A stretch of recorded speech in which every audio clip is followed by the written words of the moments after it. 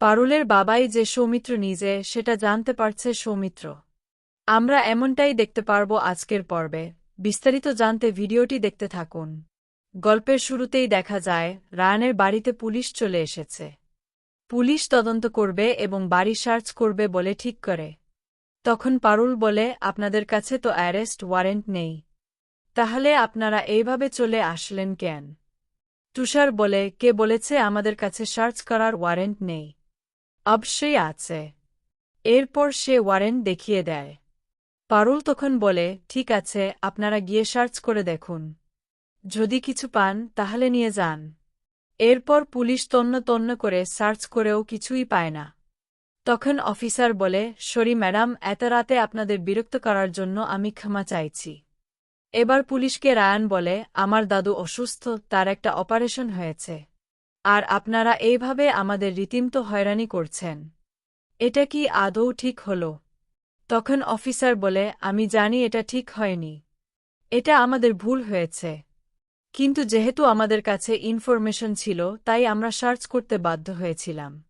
তবে আমাদের তরফ থেকে আপনাদের কাছে ক্ষমা চাইছি। ভবিষ্যতে এমন ভুল আর হবে না।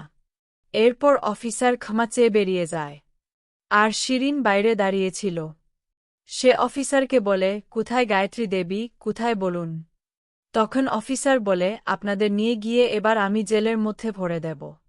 ভুলভাল ইনফরমেশন দিয়ে পুলিশের মাথা নিচু করে দিচ্ছেন। কি শুরু করেছেন আপনারা? আপনার কাছে কোনো ইনফরমেশনই ছিল না। উনি ভিতরে নেই, আমরা ওনাকে কোথাও পাইনি। এরপর শিরিন পুরো অবাক হয়ে যায়। সে ভাবতে থাকে, তাহলে গায়ত্রী দেবী কোথায় গেলেন? আর এত তাড়াতাড়ি পারুল কিভাবে তাকে সরিয়ে দিল?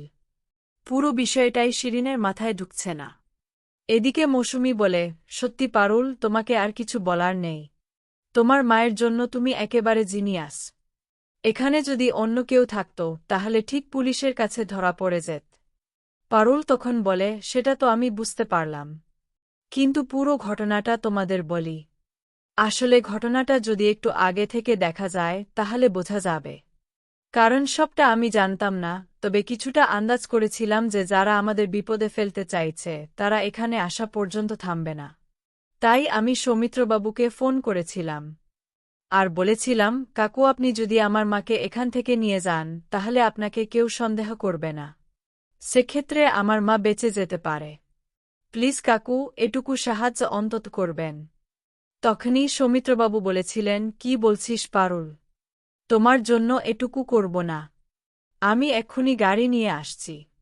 এরপরেই যখন সবাই মিলে পুলিশের সঙ্গে কথা বলছিল এবং পুলিশকে অ্যারেস্ট ওয়ারেন্ট দেখাতে ব্যস্ত রেখেছিল, সেই সুযোগে রায়ান গায়ত্রী দেবীকে নিয়ে তাড়াতাড়ি করে সৌমিত্রবাবুর গাড়িতে তুলে দেয় আর বলে, আঙ্কেল, আপনি একদম আন্টিকে সাবধানে নিয়ে যাবেন।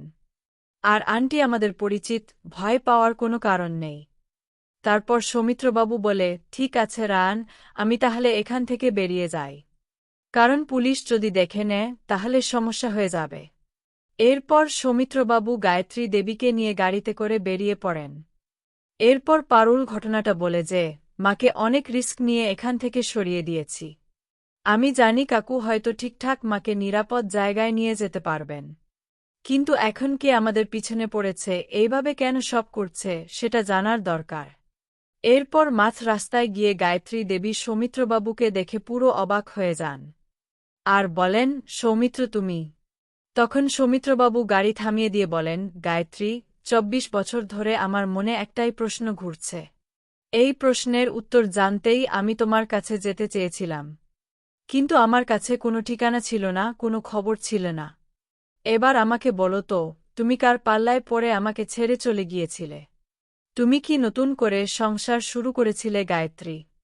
চুপ করে থেকো না, আমার প্রশ্নের উত্তরটা দাও।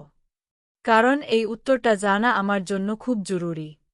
আমি অনেক দিন ধরে তোমার পথ চেয়ে বসেছিলাম, কবে তুমি আসবে আর তোমার কাছ থেকে শুনব আমি কি কোনো ভুল করেছিলাম। তাহলে তুমি আমার সঙ্গে কথা বলো। কিন্তু গায়ত্রী দেবী কিছু বলতে চান না। তিনি বলেন, সৌমিত্র, তুমি আমাকে এই সমস্ত কথা জিজ্ঞেস করছ কেন? আমি আর পুরনো কোনো কথা তুলতে চাই না। অনেক হয়েছে। তখন সৌমিত্রবাবু বলেন, তুলতে তোমাকে হবেই। পারুলকে ওর বাবার পরিচয় দিতে হবে। তুমি আমাকে সত্যিটা খুলে বলো। তোমার মেয়ে, কিন্তু ওর বাবাকে। এরপরই গায়ত্রী দেবী বলেন, সেটা জানার তোমার কোনো অধিকার নেই। অনেক হয়েছে, তাই এসব কথা বাদ দাও। আমি আর পুরনো কথা বলে তোমার চরিত্রকে সামনে আনতে চাই না। আর পারুলকে কিভাবে বোঝাতে হয় সেটা আমি খুব ভালো করেই জানি। তাই এসব বলে কোনো লাভ হবে না।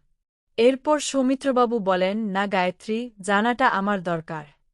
তুমি আমাকে এতগুলো বছর একটা ধাঁধার মধ্যে ফেলে রেখে চলে গেছ।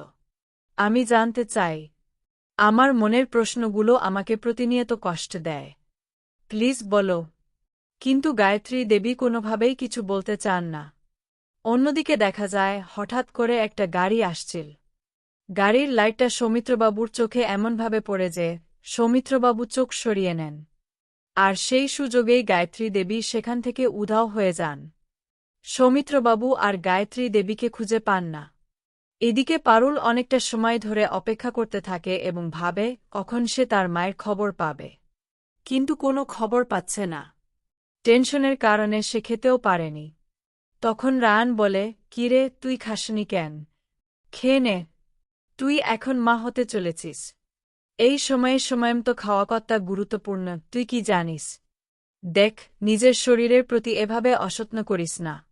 এটা তোর শরীরের জন্য একদম ভালো হবে না। তখন পারুল বলে, আমি ঠিক আছি রে। তোকে এসবের মধ্যে ঢুকতে হবে না। কিন্তু রায়ান কোনো কথা না শুনে পারুলকে খাইয়ে দেয়। পারুল তখন মনে মনে ভাবে, জানি না মা কোথায় রয়েছে। কাকুও কিছু জানাচ্ছে না। মনের মধ্যে যে কি টেনশন হচ্ছে সেটা বলে বোঝাতে পারব না। এর মাঝেই সৌমিত্রবাবু শিরিনকে ধরে বলেন, শিরিন, তুমি জানো যে পারুলের বাবাকে। চুপ করে থেকো না, আমাকে বলো। পারুলের বাবাকে, ওর বাবার নাম কি? তখনই ভয় পেয়ে যায় শিরিন। সে ভাবে কি বলবে। সত্যিটা যে অনেক কঠিন। আর সেই সত্যিটা যদি সামনে আসে তাহলে সে তার ভালোবাসা থেকে বঞ্চিত হবে। তাই শিরিন কোনোভাবেই চায় না পারুলের পরিচয় সামনে আসুক। তখন শিরিন বলে, আমি কি করে জানব ড্যাড? আমার পক্ষে জানা কি সম্ভব? তখন সংযুক্তা বলে, কি হচ্ছে সৌমিত্র? তুমি এভাবে ব্যবহার করছ কেন? শিরিন যদি জানত তাহলে তো বলেই দিত। সৌমিত্রবাবু বলেন, ও তো আগের দিন বলেছিল ডিএনএ টেস্টের রিপোর্টে পারুলের সঙ্গে কার সম্পর্ক ছিল সেটা জানা গেছে। কিন্তু ওর বাবাকে, সেটা আমি জানতে চাই। আমার জানার খুব ইচ্ছা। কিন্তু সংযুক্তা মনে মনে ভাবে, তুমি যদি জেনে যাও তাহলে তো সব শেষ হয়ে যাবে সৌমিত্র। তোমার জন্যই তো এত কারসাজি করছি। টাকার পর টাকা খরচ করছি যাতে কোনো সত্যি সামনে না আসে। এদিকে পারুল ভাবে, কাকুকে একবার ফোন করতে হবে। অনেকটা সময় হয়ে গেছে। মাকে কোথায় নিয়ে গেল আমি কিছুই জানতে পারলাম না।